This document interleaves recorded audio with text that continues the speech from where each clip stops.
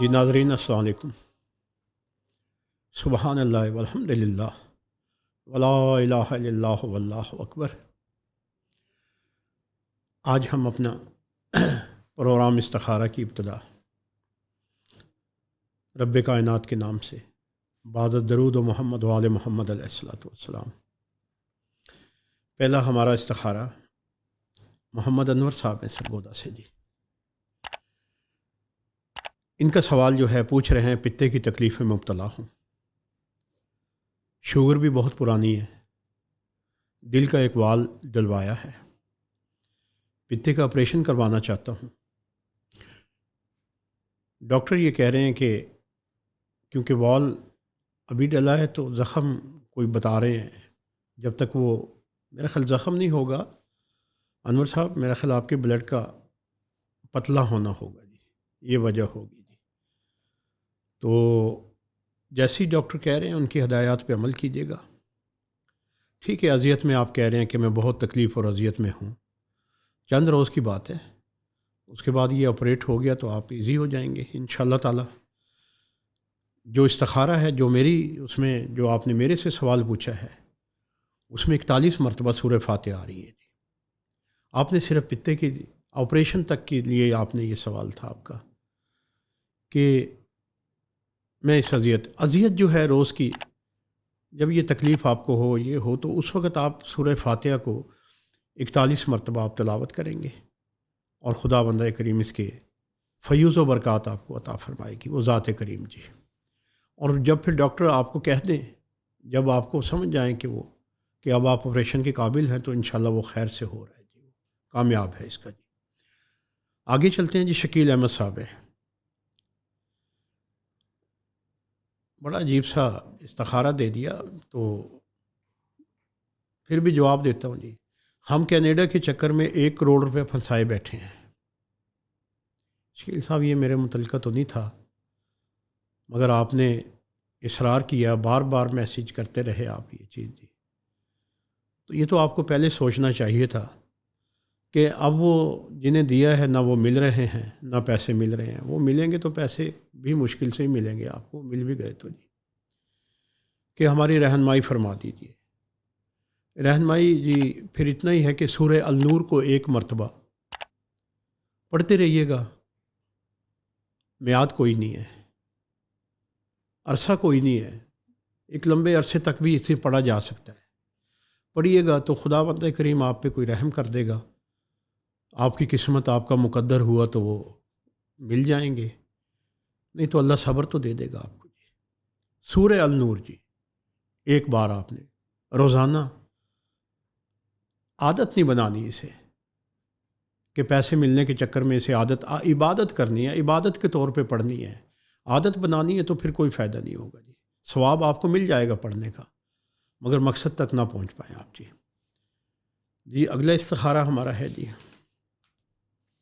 اورنگزیب صاحب ہیں ملتان سے۔ جی کھاد اور زرعی ادویات کا کام ہے، پہلے بہت خوب تھا، اب 2 سال سے نہ ہونے کے برابر ہے، کیا کسی نے باندھ دیا ہے یا حالات کی وجہ ہے؟ میرے بھائی باندھنے بوننے والا مسئلہ تو ایک بات یاد رکھیے گا، قرآن کریم میں ہے جو چیز تمہیں خدا عطا کر رہا ہے اسے کوئی روک نہیں سکتا۔ 2 چیزیں خالق نے اپنے ہاتھ میں رکھی ہیں، وہ اس کے ہاتھوں میں، ایک زندگی اور ایک رزق۔ اب زندگی اور رزق یہ خدا کے ہاتھ میں، اور تیسری ایک حدیث قدسی بھی ملتی ہے، وہ حدیث قدسی یہ ملتی ہے کہ، اور ٹھیک ہے اس کی سند بہت کم ہے مگر وہ عین قرآن کے مطابق مضمون کے مطابق ہے، عین قرآن کے مطابق اس کا مضمون ہے کہ اے انسان تو عزت بادشاہوں کے قرب میں تلاش کرتا ہے، تجھے کبھی نہیں ملے گی، عزت تو میرے قرب میں ملے گی، تجھے میری قربت میں ملے گی، میرے پاس آ میں تو یہ عزت عطا کروں گا۔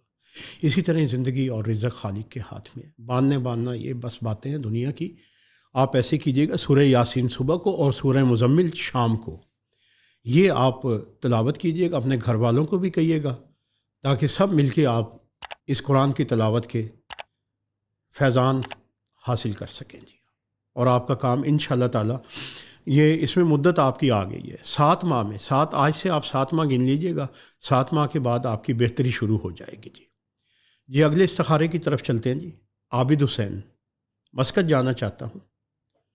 عابد صاحب، آپ نے سورہ النحل کی آیت دی ہے، ایک آیت دی ہے آپ نے. جی اب ایک آیت پہ استخارہ، ایک ہی استخارہ بن پایا ہے. جی اور وہ بنا ہے آپ کے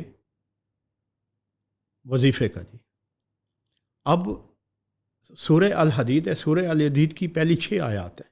اب ایک استخارہ ہے، پہلی 6 آیات میں اپنے مقصد کو پا لیجئے گا، دیکھ لیجئے گا اس میں کیا اشارہ آ رہا ہے. جی اگر آپ 1 سے 6 کی آیات ہے، اگر اس میں ذکر الہی مسلسل آ رہا ہے تو بہت خوب ہوگا وہ. تو ہاں، وہاں یہ بات کہ میں وہاں شراکت کرنا چاہتا ہوں کاروبار میں. جی عابد صاحب، شراکت نہیں آ رہی، پارٹنرشپ نہیں آ رہی.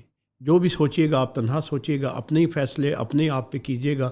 اگر اکیلے نہیں کر سکتے تو پھر نہ جائیے گا وہاں. یہ بالکل کلیئر بات آ گئی ہے.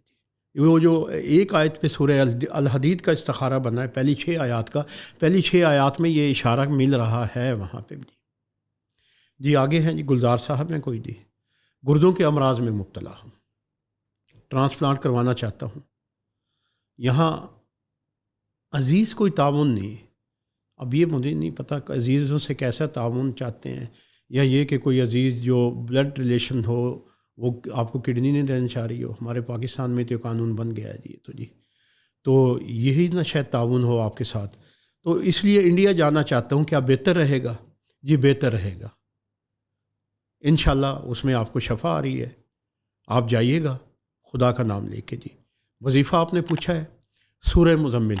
اب سورہ مزمل پانی کی صورت میں آ رہی ہے. جی اب پانی کی صورت تو ایک ہی چیز بنے گی نا، کہ جو چیز آپ لیکوڈ جو آپ استعمال کر رہے ہیں، پانی استعمال کر رہے ہیں، دودھ استعمال کر رہے ہیں، جو آپ کے لیے بہتر ہو، تو اس سے پہلے یا اس کے بعد سورہ مزمل کو پڑھ لیجیے گا.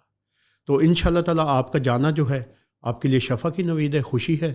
اور سورہ مزمل کی برکت سے آپ اپنے مقصد میں، آپ آپریشن میں اس میں کامیاب ہو جائیں گے، اور وہاں آپ کو یہ سہولتیں میسر آئیں گی.